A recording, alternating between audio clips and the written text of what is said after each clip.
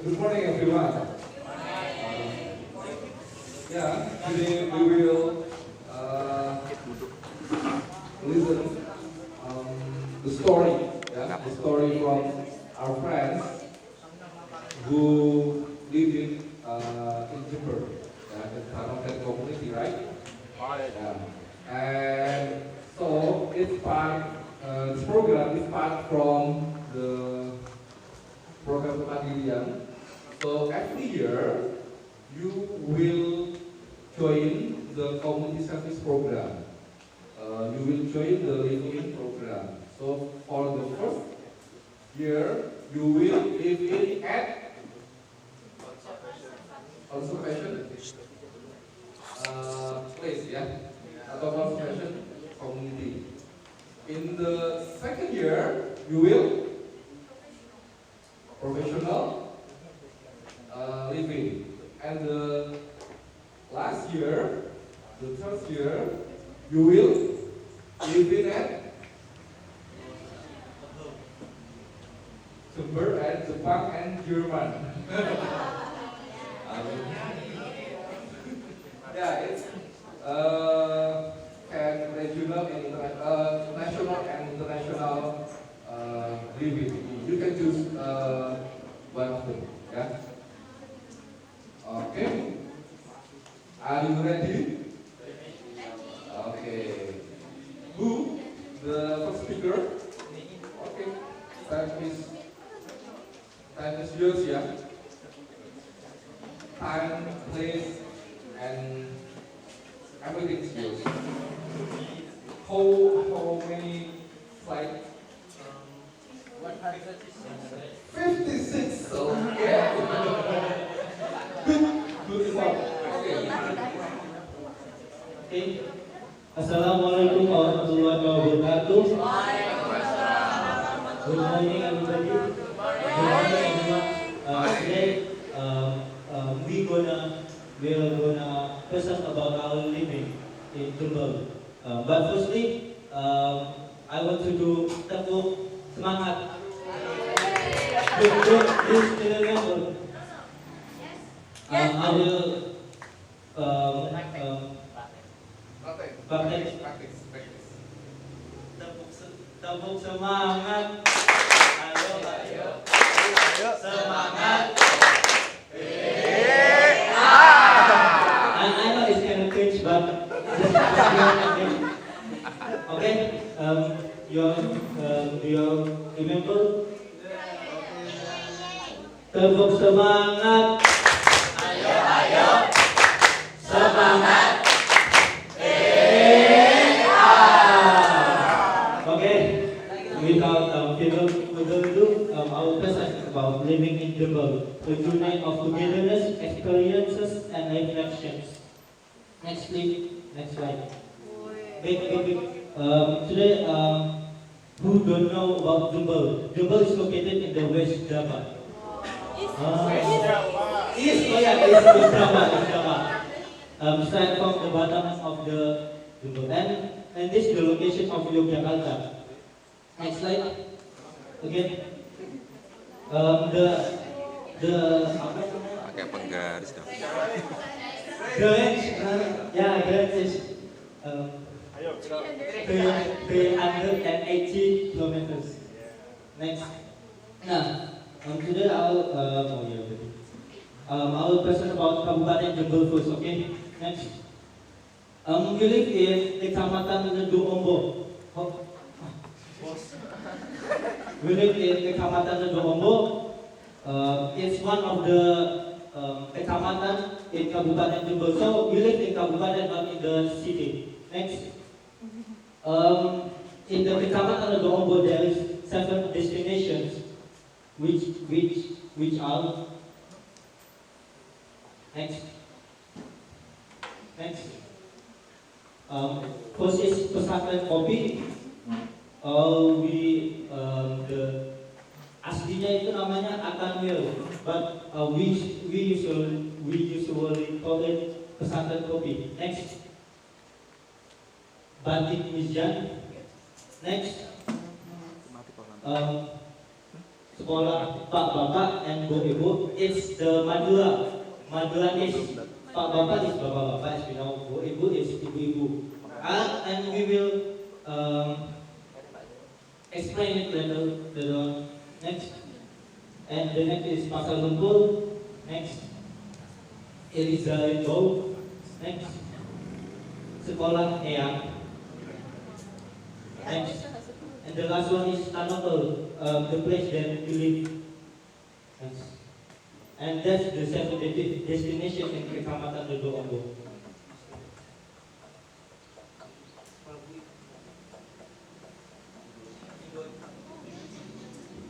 Sekolah Bo Ibo. Sekolah Ibo-Ibo.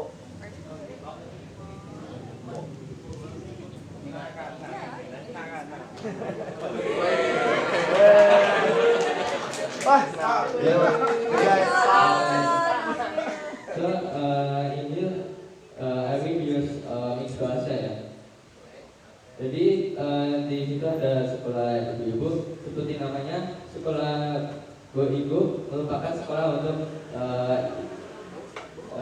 untuk ibu-ibu yang berisi tentang pengajian dan kadang kala besi-besi. Sekolah ibu didirikan di tahun 2016 dengan tujuan untuk mengajarkan kesetaraan gender bagi para ibu-ibu di Dodo Ondo.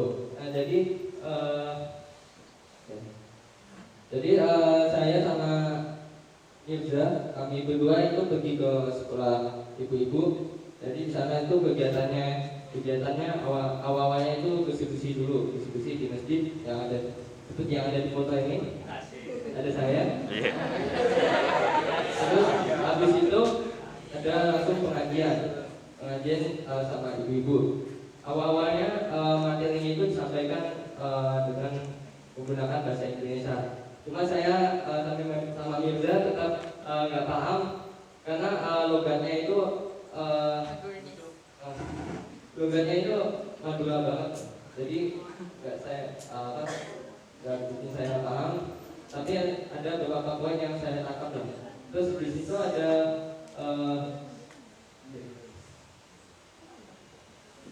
ya udah. Ya next.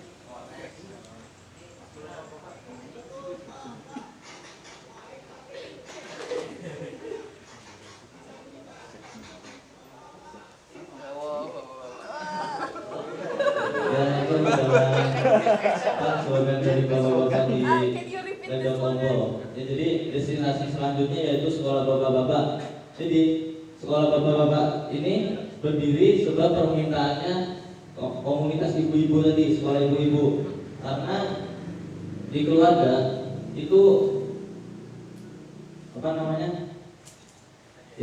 yang mengasuh itu bukan hanya ibu-ibu, bukan tugasnya ibu-ibu juga doang, tapi bapak-bapak juga berkontribusi juga dalam mengasuh anak. Nah, didirikannya sekolah bapak-bapak ini tahun 2017. Kegiatan ini biasanya diisi oleh mujahadah dan parenting.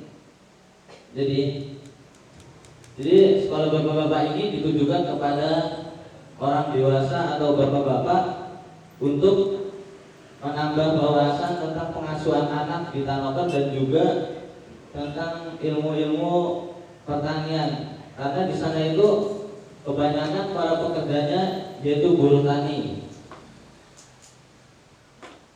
Waktu kita ke sana, kita bertiga, yaitu saya, Pina sama Mas Dip.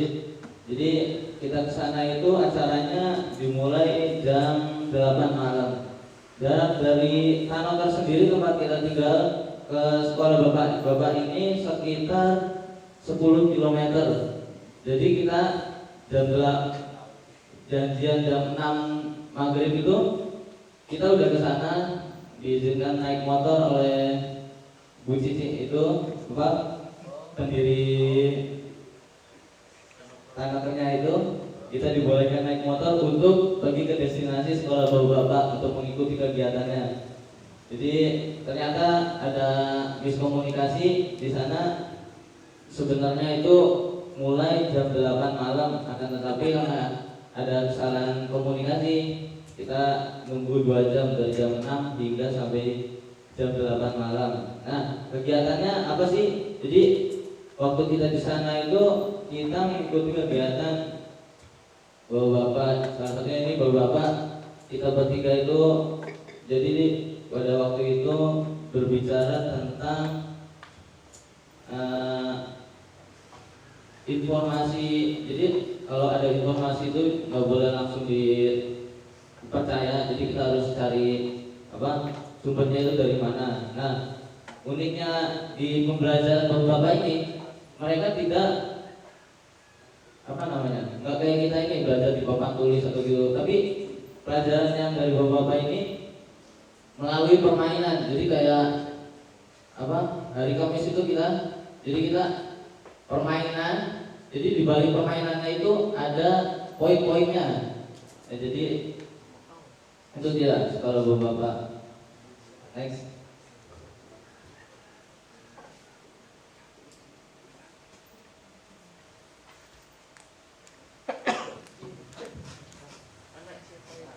Oke, jadi destinasi selanjutnya itu ada pasar lumpur. Pasar yang maksudnya terkadang terdapat bazar di area ini dan lumpur yang mengacu pada lapangan lumpur. So before pandemic COVID is come, there is habits or routine who always doing by Tanotor community in the Sunday at the end of month. Jadi kenapa kok dinamakan pasar? Karena di dalam kegiatan ini tuh berlangsung banyaknya transaksi jual beli, banyaknya pedagang makanan tradisional seperti penjual cendol dawet, terus nasi kuning, kagasari, dan juga perhiasan atau mani-mani. Dan ini intinya bisa dibilang seperti acara bazar gitu loh. Dan kenapa kok dipanggil lumpur? Karena tempat itu tuh di sela-sela bazar itu berjalan ada sebuah kegiatan bermain. Ada permainan egrang, ada perang bantal di atas lumpur yang memanfaatkan lumpur sebagai media mainnya.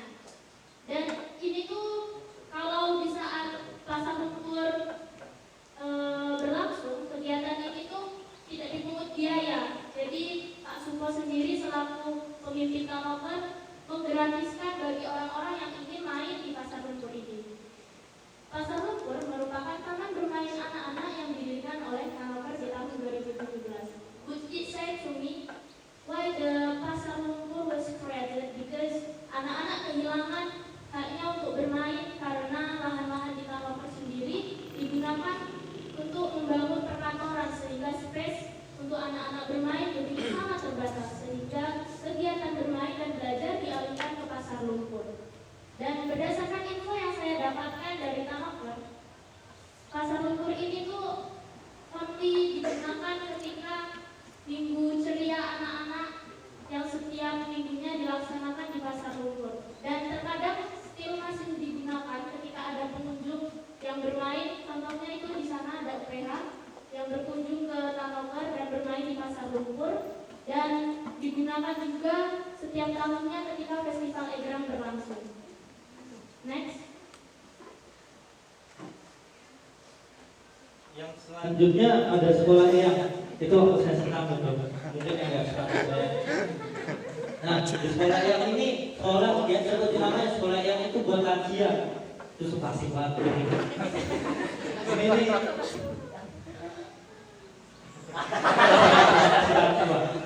jadi di sini nih sekolah untuk eyang-eyang gitu. Isinya tuh antara pengajian dan senam. Senam itu 2 minggu sekali, pengajian senam itu seminggu 2 kali, kalau pengajian itu 2 minggu sekali. Nah, didirikan di tahun 2011 oleh eyang-eyang. Nah, ini pengajiannya waktu itu saya ikut pengajian wah kenyang banget sumpah. Padahal bagian belum sarapan di sini dikasih makanan banyak. Pulangnya juga bawa makanan sama Nabil. Nah, ini senamnya sumpah sih banget. Enggak bocor-bocor mulu di sini, Bang.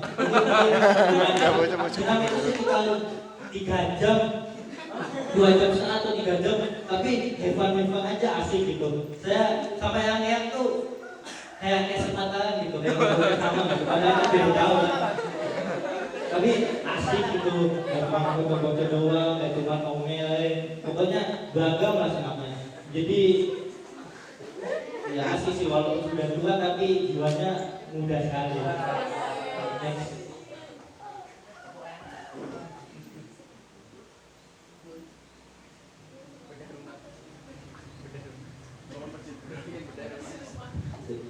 Nah selanjutnya ini ada pesantren kopi.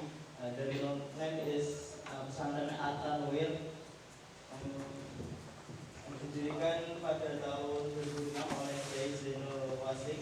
Jadi Kiai Zainul Wasik ini mendirikan pesantren kopi sebagai solusi atas permasalahan pendidikan warga yang ada di kecamatan Lodo. Jadi sana itu kan banyak permasalahan sosial yang terjadi di sana. Salah satunya yaitu anak-anak ini malas sekolah karena mereka kurang tahu apa pentingnya makna sekolah gitu loh. Jadi mereka hidup ya udah ngalir aja gitu loh. Kayak misal mereka sekolah setinggi apapun pasti nanti kalau pulang ke Lodo itu bakal jadi petani kopi lah.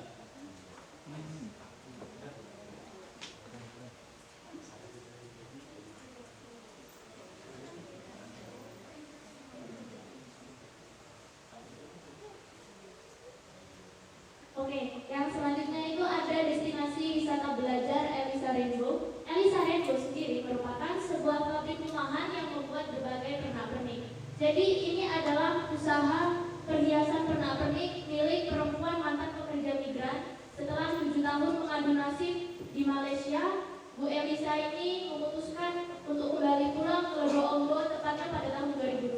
Namun nasib sial menimpa beliau, ternyata setelah pulang ditinggal menikah oleh suaminya. Namun setelah itu Bu Elisa tidak lalu berlarut-larut dalam kesedihan. Beliau memutuskan untuk bangkit dan pergi ke Bali untuk membuka usaha pertamanya, yaitu usaha Mani-Mani Elisa Rainbow dengan menyewa ruko di Bali.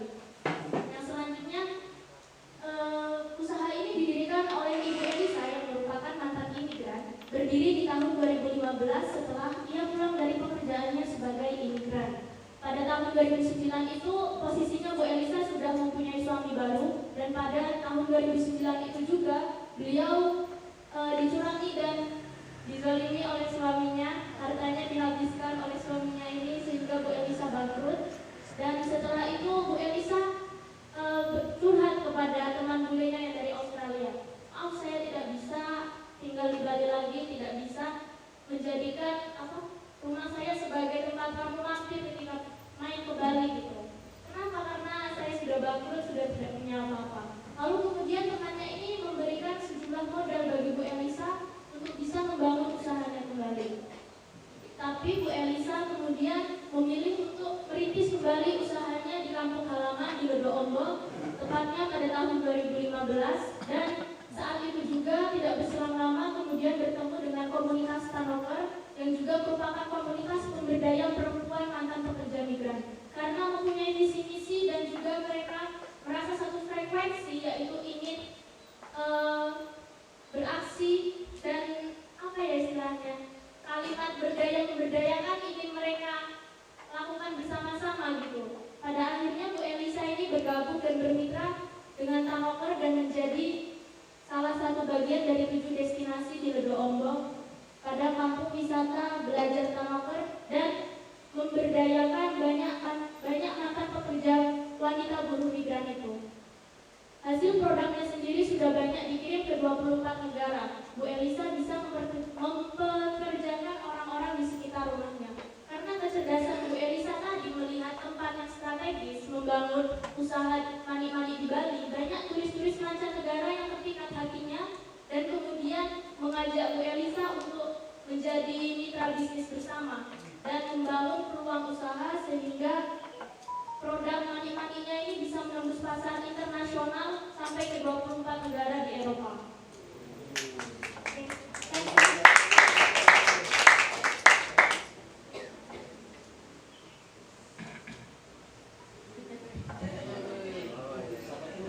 Oke, next ya ke Batik Izan, salah satu pabrik rumahan penghasil batik di Lodo Ombok yang memiliki gerak merah tersendiri. Dirintis di tahun 2017 oleh Muhammad Khotib yang kemudian bermitra dengan Tanoka terhadap pemasarannya. Ada ke Tanoka kan bermitra. Cuma sayangnya pas kami di sana itu bapaknya itu tidak ada. Bapaknya itu lagi bekerja, jadi kami itu bertemu dengan ibunya.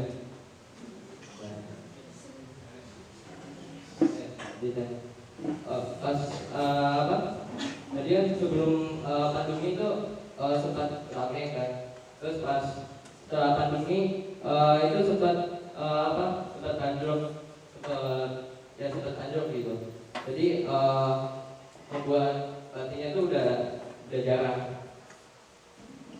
Jadi untuk mempertahankan ekonominya, si ibu ini membuka warung yang ada di depan rumahnya. Jadi jajanannya itu lumayan enak, pedas juga, murah lagi di sana loh. Berapa ya bahasa lu? 500 ya masalah. Pokoknya murah lah. Sampai saya di sana itu sampai itu lah, sempat diare sama radang mingguan sampai sekarang ya. Thanks.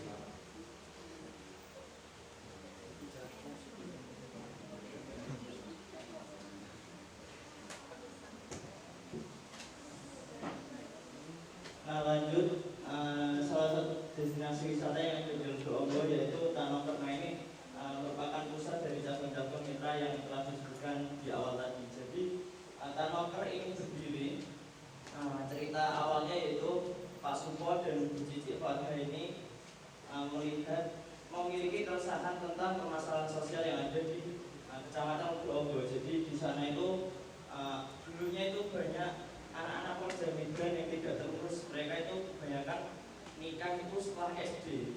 Jadi di sana banyak sekali pernikahan dan juga karena tidak memiliki mempunyai kasih sayang dari orang tuanya, mereka jadinya kayak nggak terurus dan melakukan berbagai macam kekerasan sosial. Terus Tanoker ini berdiri pada tahun 2009, tepatnya 10 Desember 2009, sebagai tanggapan atas permasalahan yang terjadi di Kecamatan Waduk Lombok, Jember. Tanoker sendiri bermakna kepompong. Nah, Tanoker ini berasal dari bahasa Madura yang artinya kepompong. Jadi ini adalah harapan dari Bu Cici dan Pak Supo. Kalau siapapun yang belajar di sana, bertempat di sana atau sekedar bermain di sana, ketika keluar dia bisa menjadi kupu-kupu yang indah dan bisa terbang di masa depan.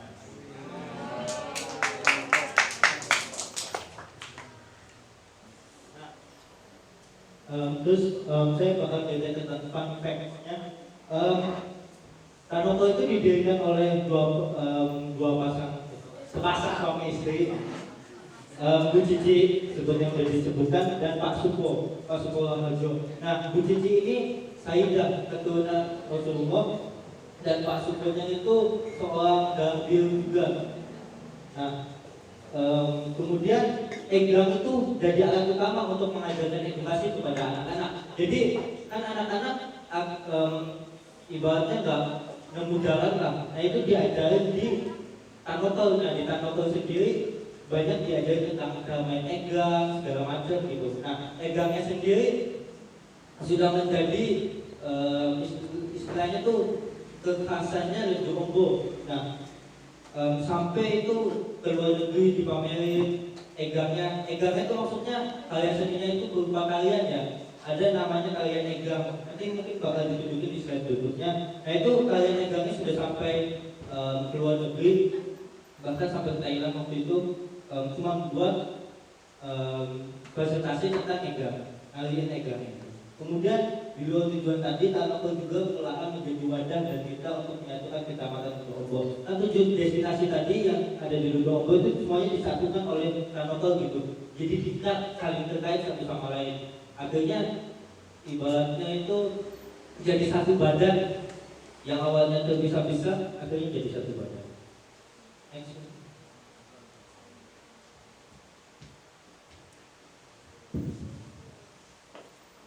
sebelum melanjutkan presentasinya, saya mau mengajak kalian untuk bertepuk buha. Jadi tepuk buha ini salah satu budaya yang ada di Tanoker. Jadi di Tanoker itu setiap harinya pasti ada yang namanya tepuk, bisa dihitung. Sehari itu bisa 10 kali tepuk gitu. Jadi kita itu sampai bosan dengan adanya tepuk-tepuk itu, tapi ini sangat tepuk-tepuk itu sangat berguna untuk meningkatkan semangatnya lagi. Jadi kita ceritanya itu kita pernah jam 10 malam ada acara di Tanoker, udah lemas-lemas kan kita kegiatan dari pagi sampai malam, tiba-tiba suruh tepuk-tepuk lagi, ya lemas lah maksudnya kan. Jadi saya mau ngajak dulu karena terlihatnya kalian sudah mulai capek kayaknya. Untuk meningkatkan semangat, saya mau ajak kalian tepuk buha. Jadi tepuk buha itu bisa dicontohin sama Mbak Vina. Ayo Mbak Vina, diri.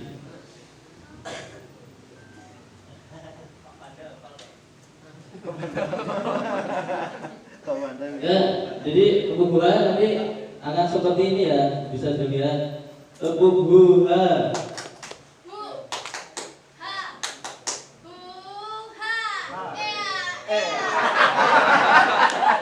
Jangan malu sendiri. Gimana? Saya melihat dulu semangat ya. Apalagi ini prakteknya. Itu diulangi lagi. Tepuk buha.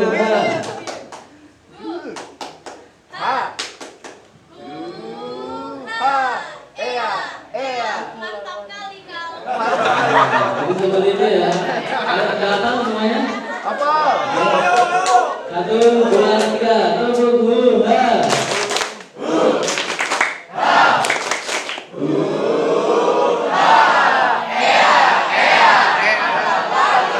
Nah, itu dia tepuk-tepuk yang setiap harinya kita lakukan, jadi rutinitas setiap harinya kita di sana. Oke, langsung aja kembali ke topik. Jadi yang pertama, jadi kita itu kan tadi membahas tentang Tanoker.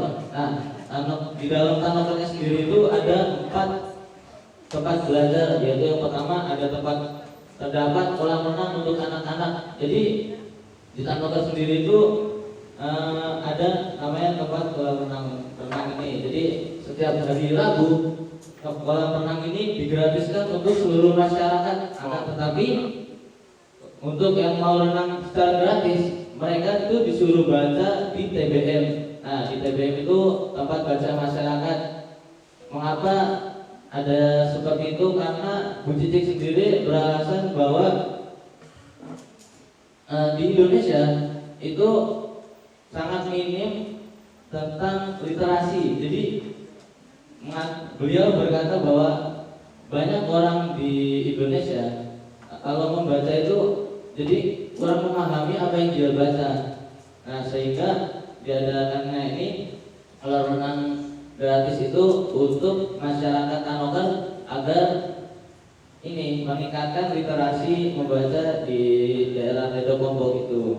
Jadi ya, lalu yang ketiga yaitu ada dapur revolusi. Hal menarik dari dapur revolusi ini, jadi seluruh makanan yang ada di ini yang dimasak di dapur revolusi itu tidak ada micinnya. Jadi kalian bisa membayangkan lah ya, makanan tanpa micin itu gimana rasanya. Nah, itu dia. Jadi Enak ya, Om. Enak. jadi gimana? Mungkin berpendapat apa ya? Jadi kurang lebih rasa yang kita makan gratis di Zuhur itu makanannya hambar-hambar. Dan dapur revolusi ini juga mempunyai khas selain tanpa MSG, yaitu memakai bunga telang. Jadi seluruh makanan yang dibuat oleh dapur revolusi, minuman juga itu dicampur-campurin sama yang namanya bunga telang. Tahu nggak bunga telang itu yang mana? Jadi bunga telang itu biru kan? Jadi air, jadi air minum kita tiap hari minum air telang, airnya biru semua. Terus pisang goreng, nasi goreng, telur goreng itu semuanya biru-biru, bisa bilang biru-biru semua. Ya. Kasih kuning jadi biru. Nggak tahu. Kita belum dikasih. Masih kuning. Kasih kuning. Lalu yang keempat yaitu terdapat tanokrah, tempat berkreasi milik tanokar. Jadi di tanokar itu tempat jualannya tanokar. Jadi dari destinasi-destinasi sebelumnya seperti Eliza Rainbow buat gelang-gelang seperti ini, terus batik Misian itu buat batik-batik itu. Jadi tempat ini tanokrah ini dijadikan wadah untuk berjualan dan juga berkreasi di tanokar sendiri. Ya, next. Jadi itulah 7 destinasi yang sudah dijelaskan oleh kita. Next. Iya, pengetahuan. Oke, jadi di sela-sela kegiatan kita untuk belajar tentang kampung wisata, belajar tanokar dan 7 destinasi lainnya, kita juga di sana melakukan sejumlah kegiatan di luar jadwal. Next. Nah, ini adalah aktivitas Egrang Tanokar Quest to School di SMPN 1 Ledo Ombok. Jadi kegiatan ini bertujuan untuk melestarikan permainan Egrang. Setiap 2 minggu atau 1 bulannya itu komunitas Tanokar rutin untuk mensosialisasikan permainan Egrang ke berbagai sekolah yang ada di Ledo Ombok. Leader of Tanokar sendiri yaitu Pak Supo berharap bahwa supaya permainan Egrang ini bisa masuk ke dalam modul P5 muatan lokal ataupun ekstrakurikuler di sekolah. Another reason why still games must dilestarikan because still ini punya filosofi bahwa berdiri di atas Egrang itu tidak serta-merta mudah, tapi harus jatuh berkali-kali. Ini menunjukkan bahwa orang yang ingin sukses ketika dia mengalami jatuh sekali, kemudian dia berputus asa, maka selamanya dia tidak akan berhasil. Next slide. Video. Ada Oh video. iya, ini ada videonya ngajarin Egrang padahal belum bisa. Itu egrang yang besi. Oh, Ada egrang besi. it's only shoes. There's no Yes. handbag. Dan ini anak-anaknya seru banget di sini, anak-anaknya ceria. Iya, itu pas. Suka banget. Melek ya. Nah, ini nyanyi itu juga.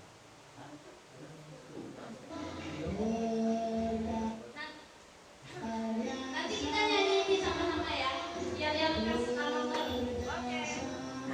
It's my favorite music.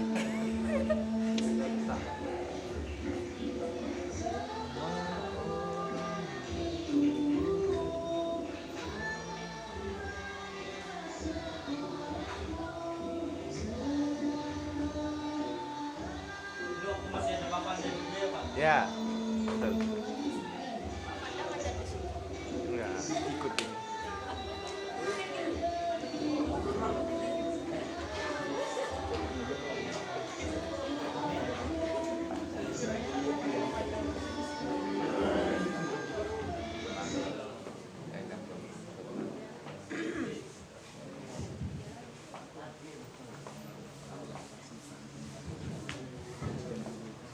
Jadi selain Egrang Quest to School, di situ ada diskusi masa depan desa.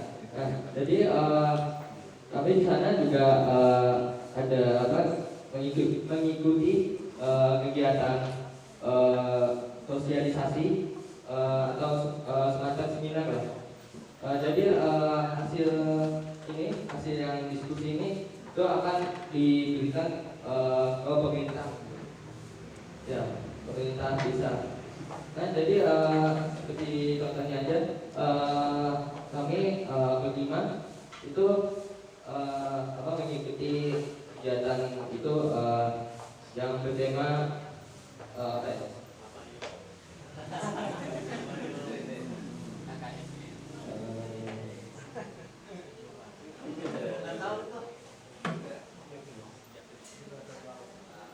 itu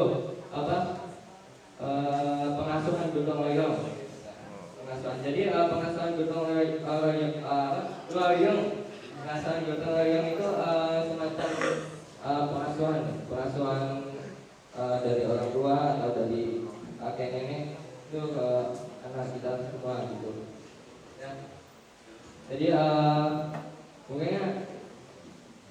Ya itu lumayan seru lah gitu. Karena bisa berbagi aspirasi juga, ke tabakannya gitu. Next. Kalau yang di Jepang mau lidahnya sepi-sepi, kita rame-rame.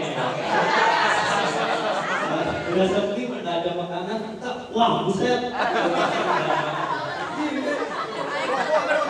Oh iya, jadi salah satu budaya Maulidan orang Madura itu jadi semuanya ke masjid bawa makanan gitu. Nah nanti diajak-ajak jalan. Nah waktu itu kami tuh berangkat 10 kalau nggak salah. Kami cuma bawa 2 makanan tapi baliknya malah bawa 11.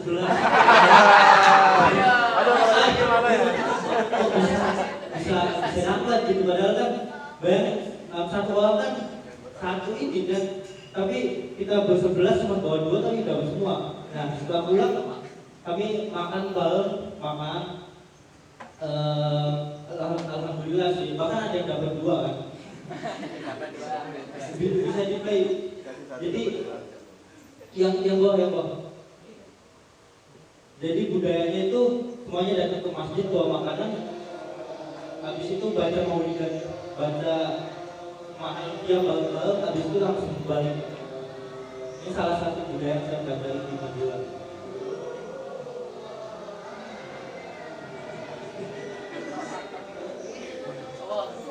Jadi kami tuh pulang tuh alhamdulillah kenyang, tapi nggak tahu yang di Jepang gimana.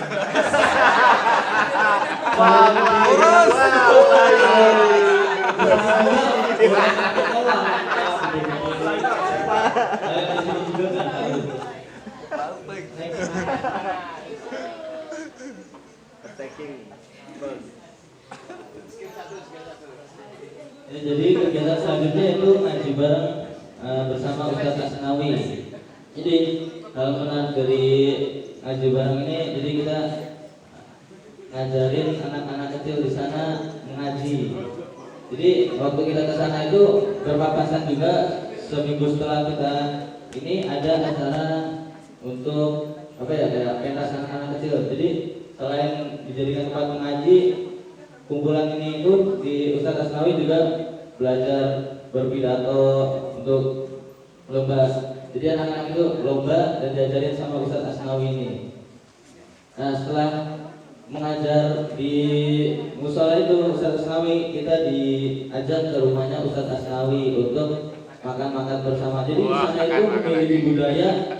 Jadi kalau kita datang ke rumah siapapun itu orang, pasti kita ditawarin makan sama disuguhin kopi.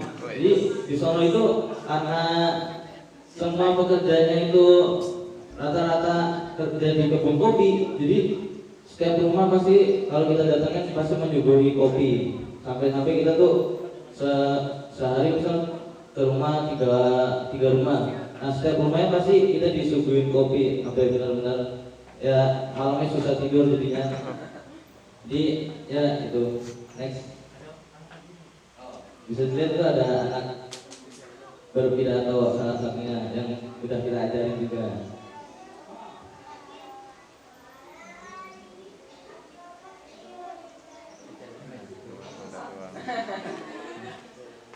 Nah, itu.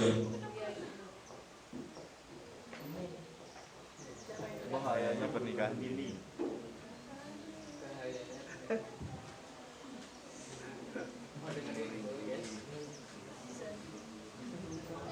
Ini jadi ikut acara bahaya pernikahan dini. Jadi kita bertiga, saya, Mirza, sama Nabil itu diajak Bu Cici ke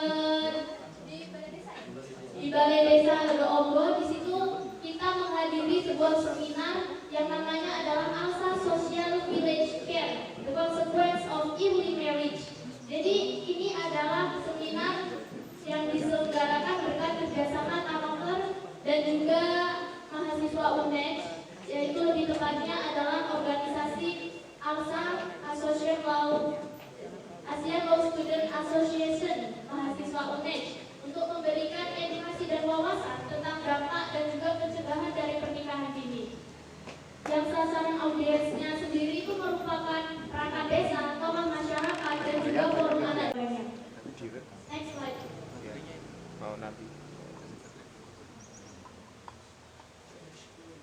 Nah, jadi ini kami juga mengikuti kegiatan kolaborasi bersama UPH College. Nah, ini bukan universitas ya, mereka ini masih SMA kayak kita, SMA swasta, tapi isinya orang-orang kaya semua. Sini enggak ya? Kalau kita orang kaya Artinya itu juga. nggak ada yang situpan itu. Ikuti semua itu.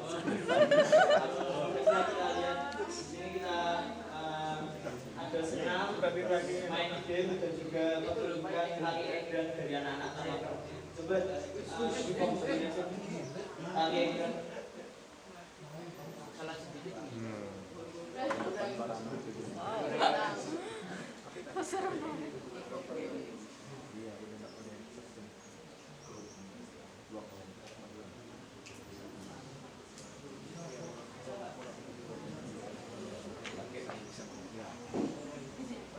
Ya intinya itu. Oh ya ini.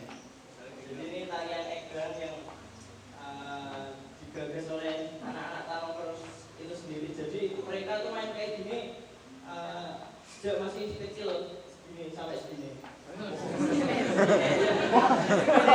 Iya. Memang serius, mereka main egrang itu dari kecil, kayak udah bagian dari hidup mereka lah. Nah ini, nah lanjut ini kita juga ikut festival Volume 2. Jadi Bu Cici mengajak kami, mengirim kami ke sini karena kami sudah terlalu sering ini tinggal di Ledo Ombo. Ini hari terakhir nih. Oh iya, 2 hari sebelum kita pulang. Jadi karena kita nggak pernah pergi ke kota, jadi kita jajal untuk pergi ke kota Jember. Nah, niatnya itu. Terus di sana kebetulan ada festival. Nah ini kalau yang saya tahu itu kayak festival drum, band-band gitu loh, band rock band gitu. Nah di sini asik kita nonton. Di makanan tuh murah-murah. Apa ya? Next.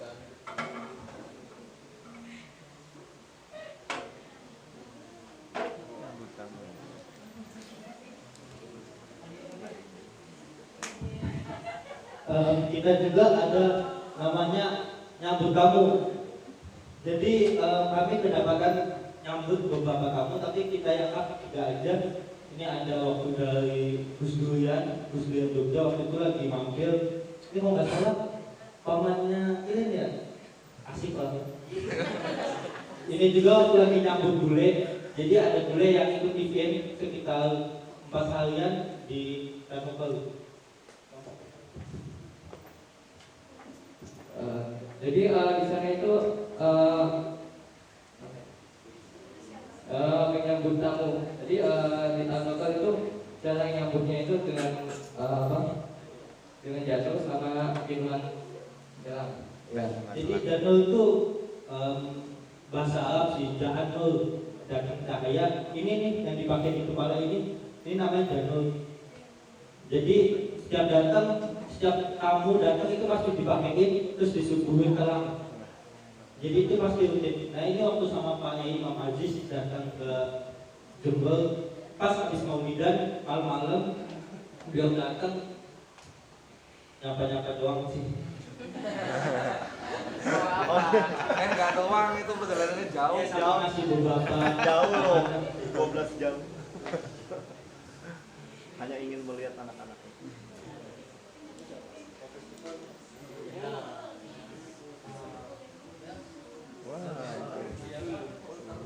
Just 5 0 20 minutes.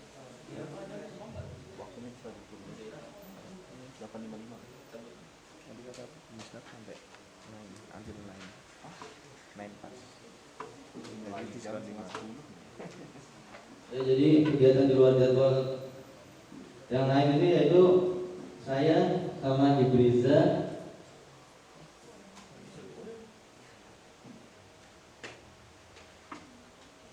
mengikuti acara festival yaitu Sugar Kidul Culture Festival. Jadi waktu festival ini tuh saya sama Hibriza itu disuruh ikut acara festival ini. Jadi dukanya dulu saya mau ceritain, yaitu kita udah mengikuti kegiatan dari jam 7 pagi sampai jam 4 sore. Nah jam 4 sore tiba-tiba kita dikabarin untuk mengikuti festival sampai jam 12 malam. Jadi itu dari saya sama Hibriza berdua itu disuruh mengikuti festival dari jam 4 sore sampai jam 12 malam. Kira-kira kita sampai kamar itu kos sendiri itu udah jam 1-an baru sampai. Jadi di acara ini, festival ini kita suruh menonton festival-festival itu kayak nari-nari gini contohnya nih. Jadi ya festival.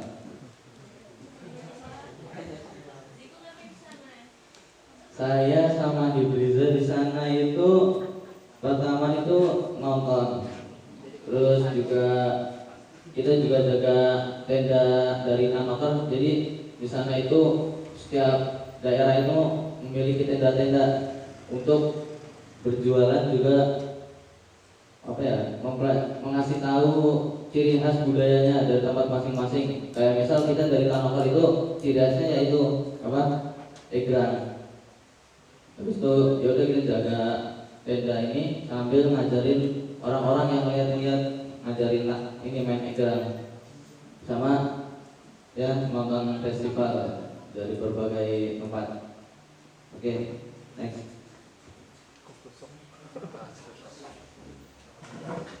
Dan ini culture shock kita selama awal di Jember.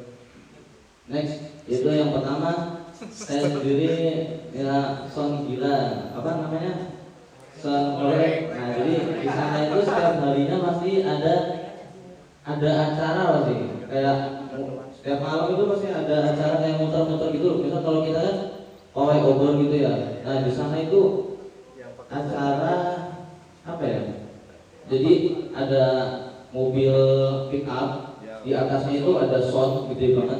Mana ya? Sini sampai atas tuh. Habis itu hidup semua dan suaranya tuh gede banget sampai suaranya itu bisa memecahkan kaca rumah yang dilewatin. Contohnya di Nanoker itu ada kaca yang pecah karena ada sound gila ini. Kita tidur aja tuh gak tenang karena sound gila ini tuh setiap malam itu pasti ada lewat di jalanan. Jadi ya jadi nggak takut juga sih, plusnya itu doang. Jadi terus yang kedua yaitu orang-orangnya baik banget. Saya sebelum ke Jember itu berpandangan ke orang Madura itu bahwa orang Madura itu keras.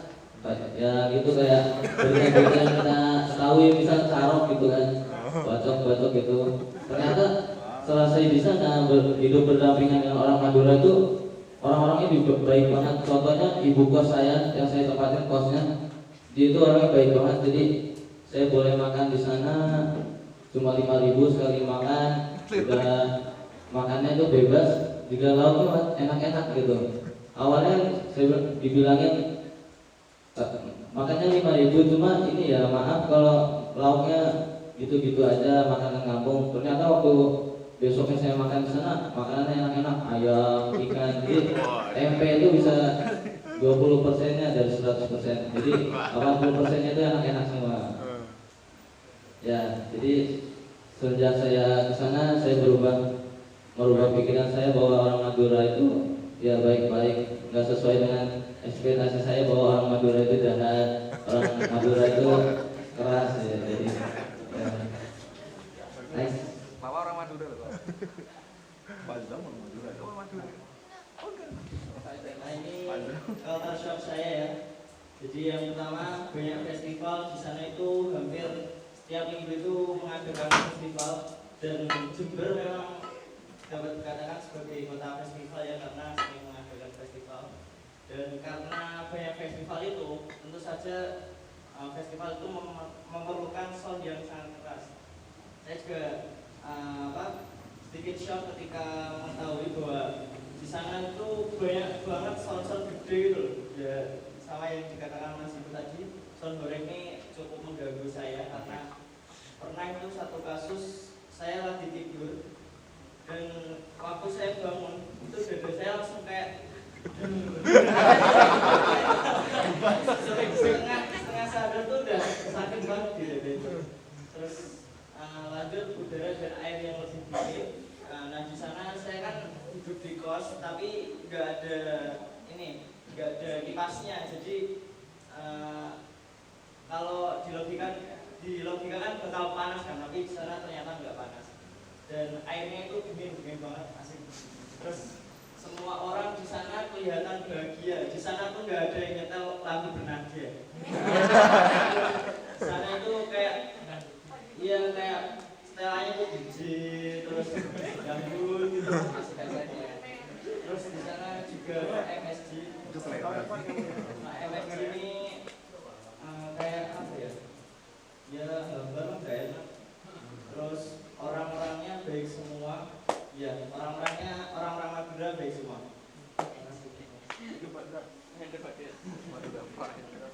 Sama seperti sebelumnya mungkin tentang soundtrack ini benar-benar budaya, tapi budaya yang baik karena ganggu sih. Kemudian Jember ternyata Madura, saya kira Jember itu Jawa karena sekitarnya di Jawa Timur, sama kayak Cirebon, sama kayak Jawa Barat.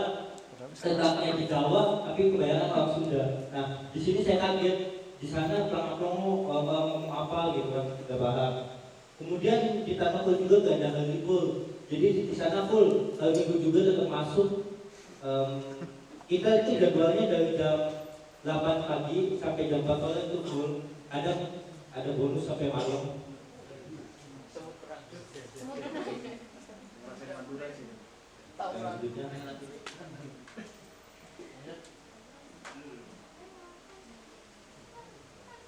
Yang selanjutnya itu harga-harga lebih murah dari Jogja, yakin ini. Harga-harga itu kebanyakan tuh banyak yang lebih murah daripada Jogja. Walaupun Jogja itu harganya tergolong murah, banyak orang tahu kalau harga barang di Jogja itu lebih murah, tapi di Jember ini malah lebih murah dari Jogja. Misal kayak nasi kuning 5.000 itu udah porsi mampus, gede banget tuh Pak. Udah kayak mohon maaf itu udah kayak porsi kuli gitu. Itu gede banget, sampai siap masih tahan. Kemudian orang Madura nggak seperti yang saya bayangkan, ini sama kayak di presentasi itu tadi. Kemudian budaya agama Islam kental banget. Jadi di Jember itu di mana-mana itu orang pakai sarung terus. Walaupun kita nggak bisa lihat agama Islam yang kental, tapi budayanya itu kental banget. Sarungan kemana-mana, ke domal sarungan. Pokoknya Islami banget lah. Lihat nih.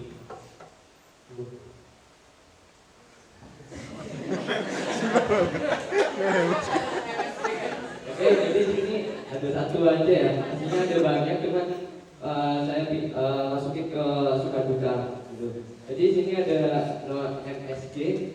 Jadi pas saya dengar dari Pak Ubed, nah itu saya itu langsung shock gitu, langsung kaget. Ini kalau nggak ada MSG, gak ada itu pasti ini juga nggak boleh dibawa ini.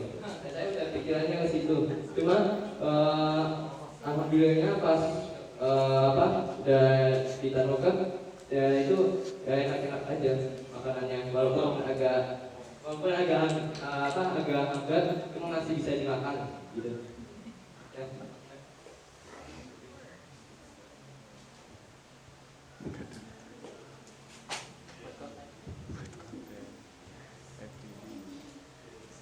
Oke, ini culture shocknya sama aja kayak teman-teman yang lain, goreng sama nggak ada libur sama sekali. Terus jam 7 malam udah sepi. Saya kan sama mahasiswa PPL itu rencana mau nongkrong ya malam-malam mau buat mie. Saya bilang ke Mbak Emil, oke Mbak, saya bakal nyusul jam 8. Jangan jam 8 dah, udah sepi gitu. Ya udah saya putusin jam 7 malam itu untuk naik ke rumahnya Mbak Emil. Terus posisinya keluar dari gang tempat saya ngekos. Terus saya udah melihat rumah-rumah yang ada di jalan-jalan itu udah pada sepi dan tutupan, sudah mati lampunya. Terus saya tanya Mbak Emil, kenapa sudah sepi jam segini Mbak? Karena di sini subuhnya itu pagi, jam 3 sudah subuh, bisa-bisanya di sini. Jadi orang-orang sudah pada tidur jam segitu. Terus hari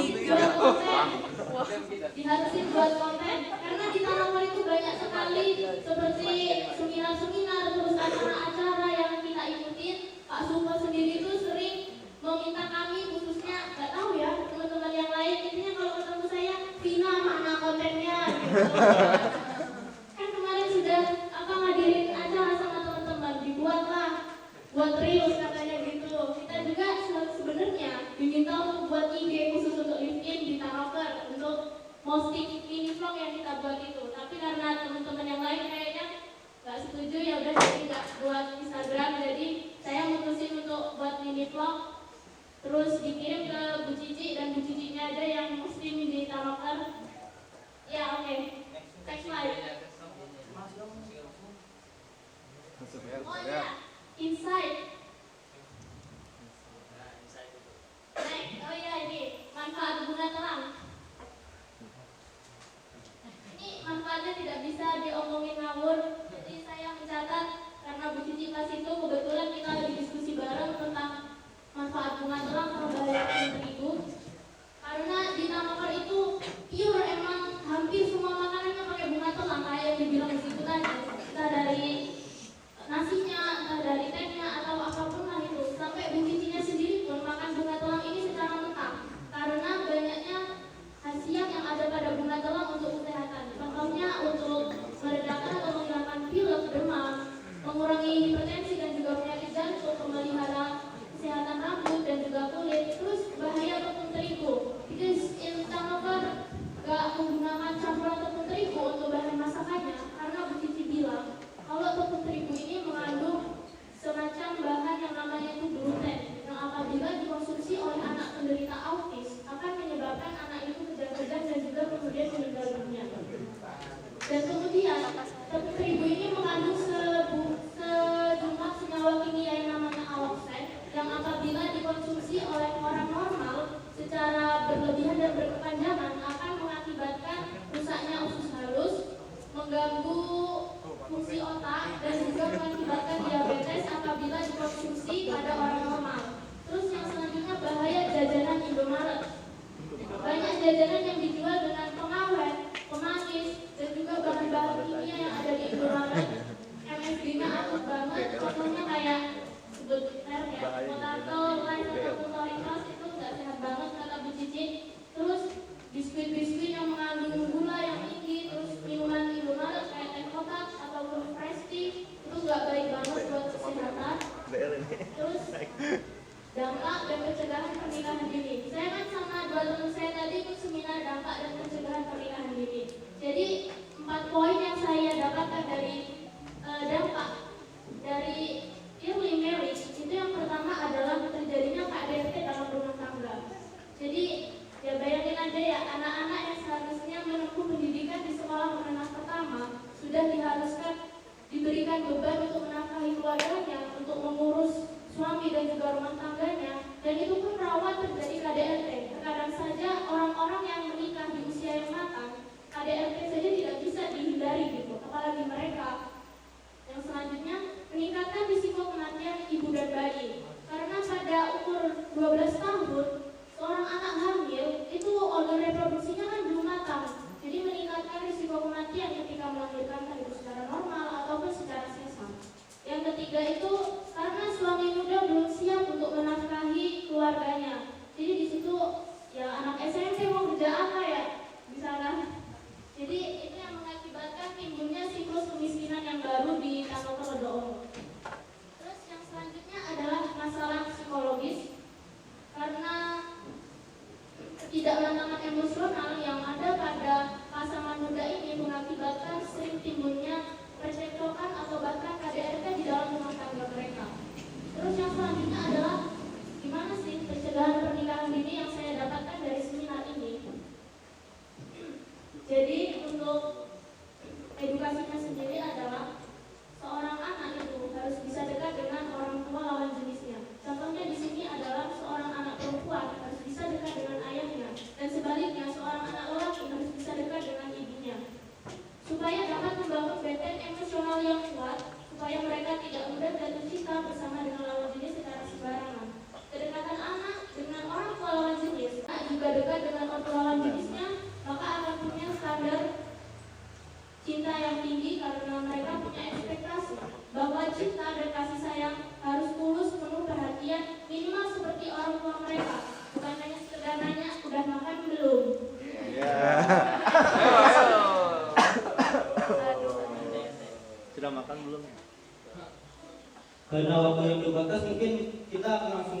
suka dukanya aja kali ya. Tadi udah banyak banget yang disampaikan kan. Next. Mungkin saya bakal cerita suka dukanya. Sukanya dulu refreshing. UTBK terus kan. Refreshing, jalan-jalan, lihat gedung lah. Gak cuma lihat sawah, gak cuma lihat kertas mulu, lihat gedung lah, jalan. Kemudian belajar tentang budaya, saya juga banyak belajar tentang budaya. Saya senang misal budaya orang Madura tadi. Kemudian makan dan minum itu murah. Ini senang juga sih. Jadi hemat uang lah, masih bisa kemarin. Kemudian dapat pengalaman banyak. Salah satunya itu saya bisa naik egrang. Alhamdulillah setelah sebelumnya enggak, tapi setelah saya di Tanoke ini saya bisa naik egrang. Kemudian dukanya jadwal banyak yang mendadak. Jadi banyak sekali jadwal yang mendadak yang padahal sudah di-plan sebelumnya, tapi banyak improvisasi akhirnya. Kemudian kadang jadwal sampai malam, seperti nyambut Pak Yai tadi, Pak Yai Imam itu jadwalnya sampai jam 11 malam. Udah capek. Kemudian ada naik kereta Sri Tanjung yang ekonomi kan 90 derajat, kan bisa membangun ekonomi juga kan tadi. Jadi itu satu thing yang mungkin paling penting menurut saya yang bisa jago belajar ini diimplementasikan. Yang lain? Ada lagi nggak?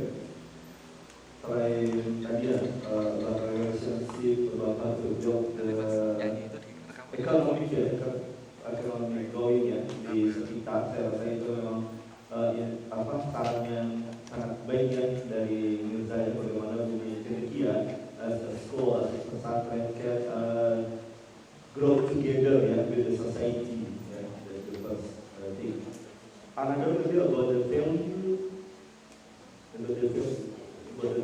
that maybe we can adopt nilai-nilai apa kira-kira yang krusial dan yang penting mungkin teman-teman di sini juga bisa contoh di sana gitu.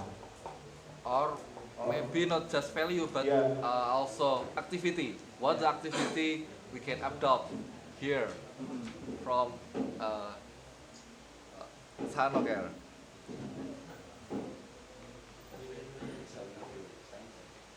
Nilai atau aktivitas? Oh, ya. Kalau saya sendiri mau jawab tentang aktivitasnya, karena di sana aktivitasnya kan padat banget. Dari jam 8 kita berangkat kantor, terus jam 4 baru selesai, tapi kadang-kadang juga masih sering dipanggil sama pihak Tanoke kalau ada tamu. Jadi nilai yang bisa saya ambil dari aktivitas itu kan teman-teman yang lain kadang ngeluh nih, capek banget di sini, gak ada liburnya. Tapi saya pikirnya gini, ketika kalian tidak mau merasakan sulit-sulitnya untuk belajar, maka nantinya kalian harus mau merasakan perihnya kebodohan. Tapi kita juga butuh istirahat kadang-kadang. Harus di 24 jam lah capek lah. Yang Jepang gak istirahat kayak istirahat terus malah.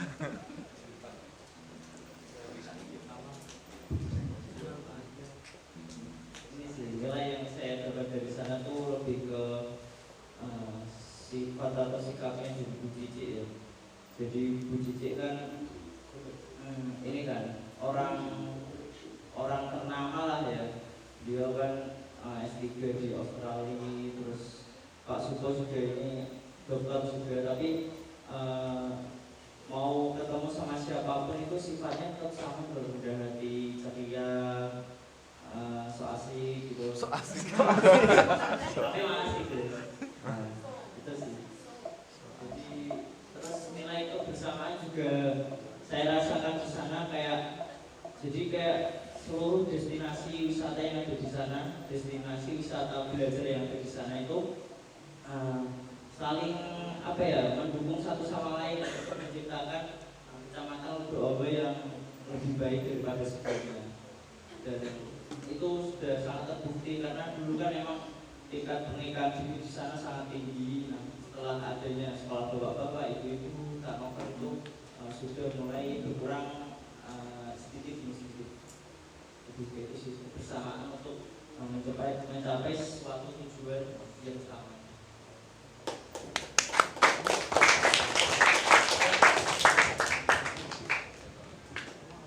Ada lagi? Ya, yang menurut saya santri, teman-teman yang lain ada yang penasaran kepo tentang Kanoker. ya. Ayo, yang tahun depan atau depannya lagi Jember. Kemarin sih pesen ini. Kalau bisa nanti Nambah. selanjutnya kesini lagi. Oh, Siap. siap. Tambah pasukan ya. Ayo sebelum kita tutup ini ya, mungkin kita bisa nyanyi bareng-bareng Ya. dulu. Nah ini merupakan lagu yang biasa kita nyanyikan di Nangka. Can you make it bigger? Itunya zoom. Zoom in. Wordnya. Di bawah. Ya. Sip.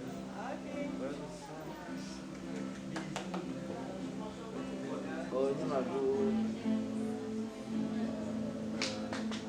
kelas ini. Mungkin kita contohin dulu ya, nanti baru yang lain menyesuaikan. Oke.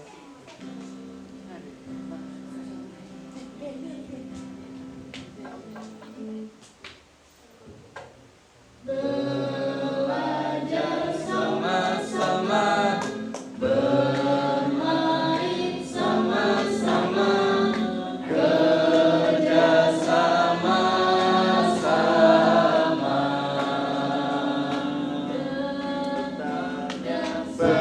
bertanya sama-sama, berkarya sama-sama, kerja sama-sama.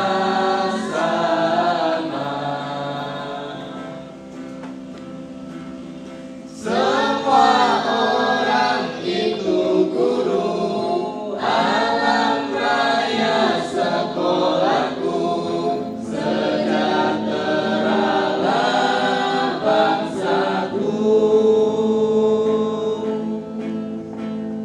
Semua orang jadi guru, alam raya sekolahku, sejahteralah bangsaku.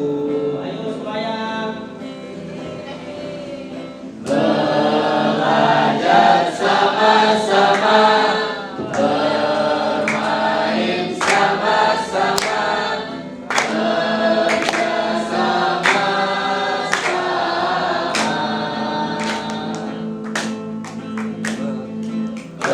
bertanya sama-sama, berkarya sama-sama, kerja sama-sama. ayo diwakili. Ayo semuanya.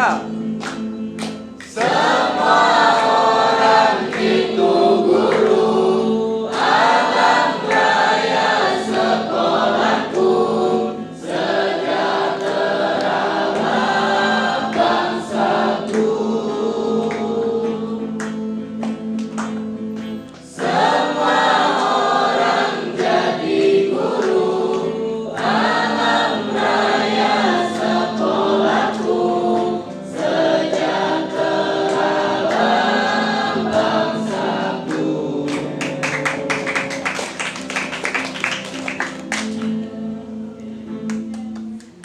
Mungkin sekian dari kami, kurang lebihnya mohon maaf. Kami tutup. Wassalamualaikum warahmatullahi wabarakatuh.